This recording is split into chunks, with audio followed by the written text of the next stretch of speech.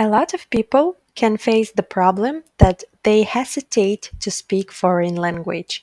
And I'm the one of them. I was really shy to speak German to native speakers.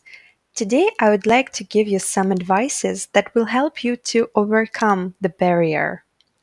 Read out loud. You will hear the sound of your voice when you speak, and you will get used to it.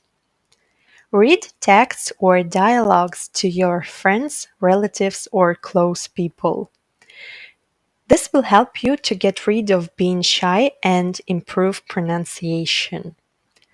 Record your own voice and then listen to it over again.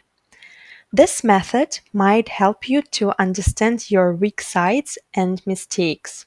After finding a mistake, don't forget to work on it. This will give you more confidence. Don't be afraid to make mistakes. We are all humans and we all make mistakes. Even native speakers make mistakes in their own language. And personally, I think it's great to be mistaken. It means that you don't stand still but improve your skills. Talk to yourself in the mirror. It can be great fun, but the results will not keep you waiting. Self confidence, calmness, and relaxation will appear. And lastly, I'd like to remind you that these tips will only work if you practice a little bit every day.